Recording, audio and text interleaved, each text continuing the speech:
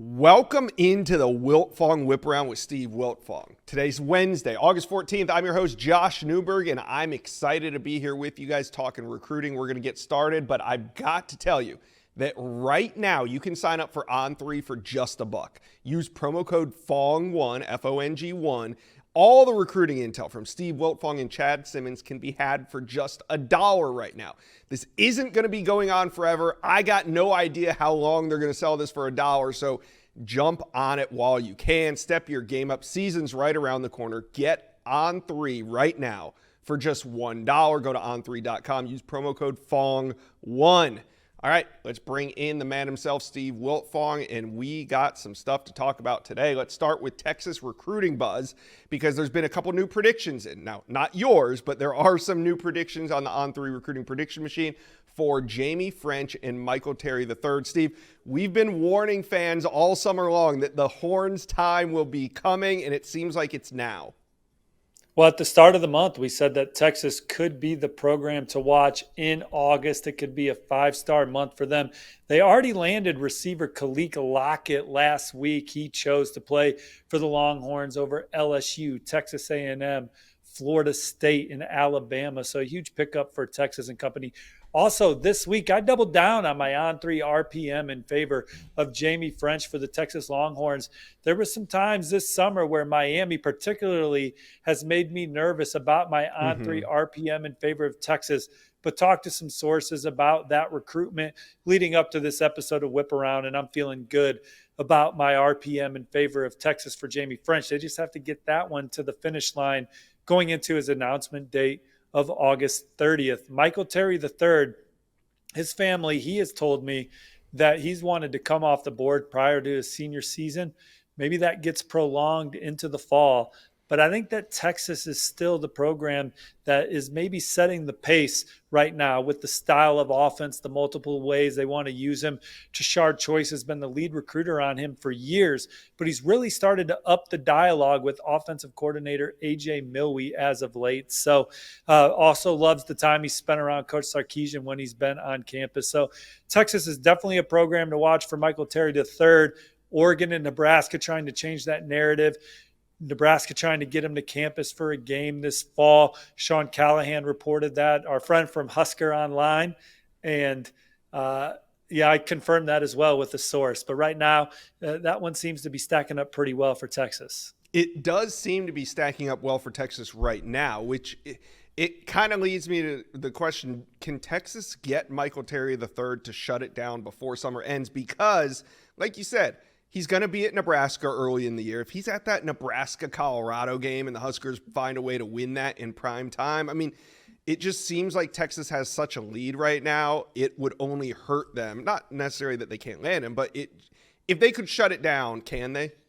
Well, you keep giving opportunities to Nebraska and Oregon, and if Nebraska particularly comes out this season hot, look, Nebraska is going to be looking to potentially flip a lot of guys as well. We've talked about it with Florida and some other programs, going to talk about it with Miami later in the show, but Dawson Merritt committed to Alabama, Chase Lofton, tight end, committed to Florida State.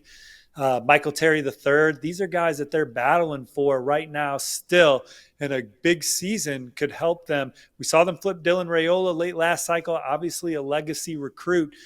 But these prospects are intrigued by Nebraska. They want to see what they look like this year. And if they get off and running, if they win a big game against Colorado early in the year, if they finally return to some sort of prominence on the field. How many straight losing seasons is it? We haven't seen Nebraska in a bowl game in quite some time. We haven't seen them win a close game in quite some time. But if they can get it rolling in Lincoln this year, like Matt Rule and company are planning to, they could come back around on a Michael Terry perhaps. They're definitely going to try so with Dawson Merritt, who's committed to Alabama, and Chase Lofton, who's a tight end committed to Florida State.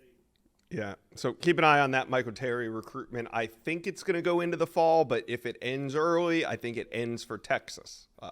Speaking of Texas ending a recruitment, offensive lineman Nick Brooks, he's massive.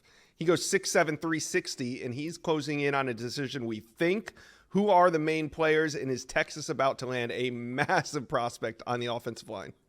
I like where Texas stands with Nick Brooks right now. It's up to USC to change that narrative. I think those are the final two programs. Georgia rounds out the top three, but Texas setting the pace. USC the program that could maybe change that narrative. All right, Texas fans, talk to us. We told you the month of August was going to be exciting. Just how exciting is it going to be? Let us know who you think Texas finishes with this summer. All right, moving on to some recruiting buzz. Let's talk about offensive tackle Michael Fasusi. He's out of the state of Texas, and after David Sanders comes off the board this weekend, all eyes are going to be on Michael Fasusi. This recruitment has been trending in a couple different directions. Steve, break it down for us. Where do things stand as we're about 7-10 days out? Well, as you continue to turn over rocks and shake trees regarding the recruitment of Michael Fasusi, you hear that 3 teams are still in the mix: Oklahoma, Texas, and Texas A&M. And it seems like the most buzz or confidence is around the Sooners right now, as Bill Beatenbaugh, Brent Venables, and company try to sign one of the nation's premier offensive line classes. They already have Ryan Foji in the fold out of the Lone Star State. And adding Michael Fasusi would give them one of the best tackle combinations in the land. Yeah. Now, Michael Fasusi still having great dialogue with Texas A&M. The Longhorns aren't going to go away there. But it seems like Oklahoma may be the program that has the most buzz around it as I talk to you right now. Yep, it's heating up. We'll see what happens. I talked to Justin Wells from our Inside Texas site. You guys can go find that. He feels that the Longhorns' chance at Fasusi, at least on this commitment that's coming up in the next 7 to 10 days, he thinks it's going the Sooners' direction. And that's intel coming from the Texas side of things. So it seems like we're getting a little bit of confidence there. Now, another mysterious recruitment on the offensive line has been Andrew Babalola. You've covered a lot of recruitment, Steve. How tough has this one been to get a read on? Well, this is a recruitment. Andrew Babalola's tried to commit at numerous times or tried to make up his mind. So I think he's really struggling with this process as he sees many great opportunities. Michigan and Stanford are still the 2 that I think have the most buzz around it, but Auburn is a program that he talked to as much as any. I'm not sure he has a better relationship with any coaching staff collectively as he does Auburn. And then Oklahoma, there's still regular communication with the Sooners, their players. So it'll be interesting to see where it falls. My RPM's on Stanford. I think we've mentioned many times that Michigan's been hot here going back to the summer. So certainly would not be surprised to see him land with the Wolverines, but Auburn and Oklahoma in there as dark horses. All right. Let's talk about A.K. Deer. He's a prospect that we've talked a lot about in the month of July, not so much in the month of August. Things kind of slowed down with the number 2 ranked running back in America out of the state of Mississippi. Now, he was committed to Ole Miss. He opened that back up, and Alabama had been trending heavily. Is Alabama still the favorite here, or what are you hearing? Is now it looks like he's going to take his recruitment into the summer? Yeah, still like the on-3 RPM in favor of Alabama for A.K. Deer. There was buzz that maybe he would jump in the boat on the same day or around the same time as fellow Mississippi blue chipper and 5-star receiver Caleb Cunningham did. But talking to a source with knowledge of the recruitment, they still like Alabama's position for A.K. Deer. Maybe he does it sometime at the end of this month, but it could also go early into the college football season into September. But right now it's Alabama still setting the pace. All right, let's stay in the state of Mississippi with quarterback Deuce Knight. There was so much smoke about him potentially flipping to Auburn. The Notre Dame commitment for over a year now is on the brink.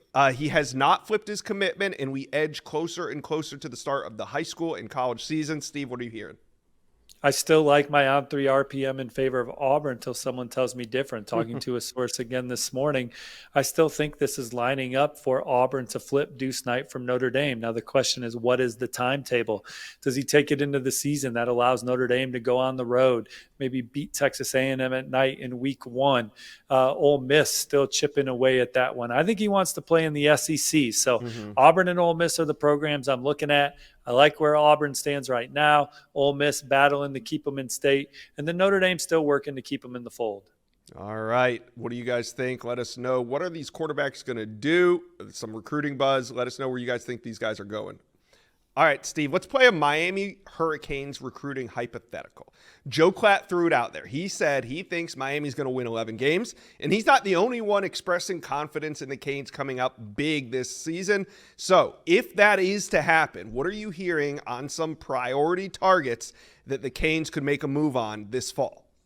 Well, I think that if Miami finishes 11-1 like Joel Klatt is projecting, they'll be one of the fun teams to follow at the end of the cycle. They finished with a top 5 class a year ago. You put 11-1 on Mario Cristobal's resume going out into the field, talking about restoring glory, getting Miami to a national championship. That could be the difference in a couple recruitments. You immediately look at the DBs. You see 5-star DJ Pickett committed to LSU.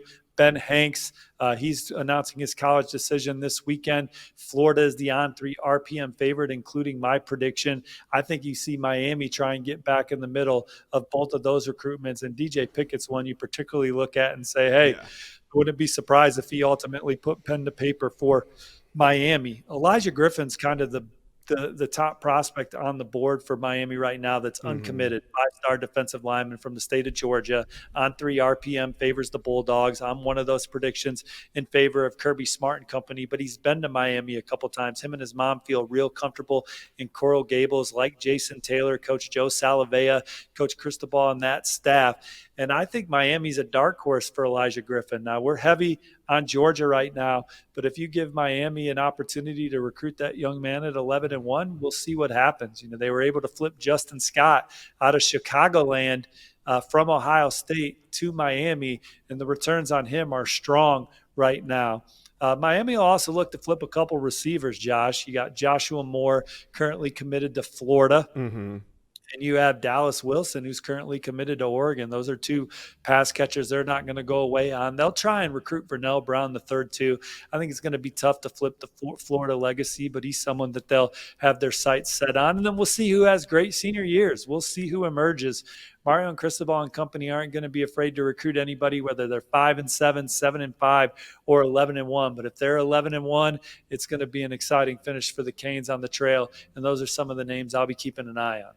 Yeah, and it seems like one tradition with Mario Cristobal at the end of every cycle is to flip a prospect from Ohio State, whether it's Justin Scott or Mark Fletcher. What about TJ Alford? Because he's from Vero Beach, Florida. We know that the linebacker kind of had Miami in his sights. He made an early decision, but is TJ Alford one that you're watching with the Canes as well? Well, we'll see what happens with the Miami linebacker commits during the season. But if all the guys that are currently committed to the Hurricanes play to the caliber that they're expecting them to, I think Miami's pretty much done at the linebacker position, unless it's just a prospect that, hey, he's top of the board no matter what. When you're talking about like an Elias Williams tight end committed to Georgia, Miami has one of the best tight end recruiting classes in the country. They're done, but I think they'd have a hard time telling Elias Williams no. I don't know if there's that linebacker out there for them right now, but maybe they would come back around on a TJ Alford if some of those guys underperform as seniors, guys that are already committed. All right, Miami fans, play along with our hypothetical. You guys win 11 games. Who is your priority flip target? Let us know. Comment section below. All right, Steve, let's whip it around a Big Ten country. You got on the road today. You were at Indiana University to talk to Curt Cignetti. The head coach there has big aspirations. What was your takeaway from your conversation? Well, I got a chance to catch up with Coach Cignetti right after he got off the practice field for fall camp, and he talked about how they're now to the portion of fall camp where they're taking the mental approach, getting the player's psyche right where they want them, getting that edge for this football team in place as they open the season soon against FIU. But I sense a lot of confidence in that football facility from a coaching staff that has a great track record. They didn't get this job by accident. Coach Cignetti did a fantastic job at James Madison. Before that, he inherited an Elon team that was 2-9, and in year one went 8-4, finished in the top 20. He's expecting a fast turnaround at Indiana. They took over 30 players from the transfer portal, added 17 high school recruits. A lot of them came from James Madison. I think they feel good about some of the impact transfers that they have, and they think that they can be competitive right away. All right, so if they can be competitive right away, one of the ways to make the biggest splash possible would be to go out and land one of the most talked about quarterbacks in the land, and that's Julian Lewis. We know there's a lot of smoke there with his commitment to USC. Indiana is one of the teams that got him in on an official visit this summer. Do you think Indiana has a real shot with Julian Lewis? Well, I do. I mean, his relationship with Tino Sinceri, Indiana's co-offensive coordinator and quarterbacks coach, goes back to when he was 8 years old at Florida State's camp. and they've stayed in touch ever since then. And if Tino Sunseri was still working at Alabama in some capacity where that relationship really took off, I think Julian Lewis would be committed to Alabama, and his college football future would be locked in. Now, he's committed to USC, been committed to the Trojans for a long time now. He's Lincoln Riley's top target at the position. We've talked about it a bunch, Josh. USC offered him when he was in the 2026 class, knowing that he could reclassify to 2025, so they never offered a 2025 quarterback. He was their top signal caller in the 2025 and 2026 cycles combined.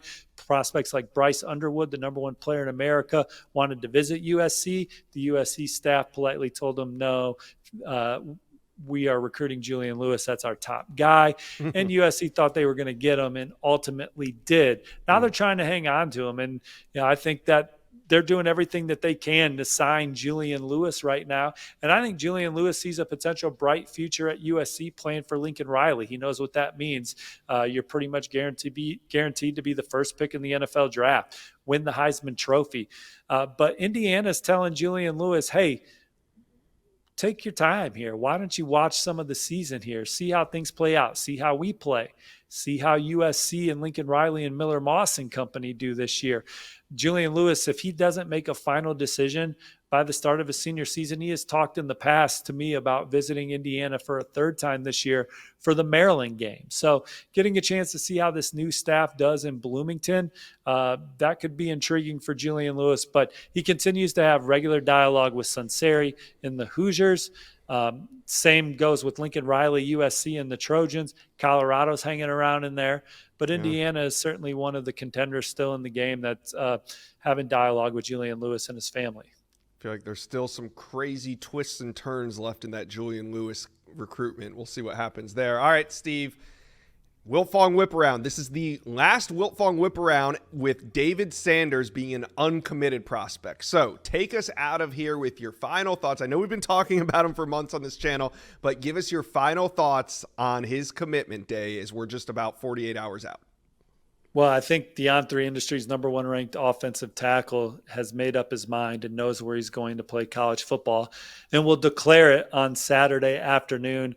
My On3 RPM is with Tennessee right now, and that's where the intel continues to point towards Knoxville. He visited there 5 times this calendar year. Tennessee got his last visit of the process. He believes that Coach Glenn Ellerby has a track record to develop him. He's really fit in around the players and the commits, particularly George McIntyre. He loves the atmosphere inside Neyland Stadium, could see himself playing in that type of environment. Communication remains with Nebraska and Ohio State. I think Nebraska, even if they lose this battle, they're going to try and hang in there with David Sanders Jr., try and pull off a big flip later in the year if they can. I don't expect them to pick Nebraska this time around, but I also expect Nebraska to try and stay in touch moving forward. Dialogue remains with Ohio State. The Buckeyes hosted them 3 times this year.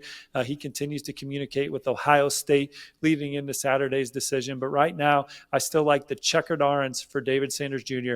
They have their franchise quarterback. Nobody's recruited quarterbacks better over the last 4 high school cycles when you throw in 2026 and Faison Brandon. Now they want to close strong on the offensive line. They have one of the top interior guys, Douglas Utu, committed. They want to put their franchise offensive tackle with that group, David Sanders Jr., and I like the way it's lining up.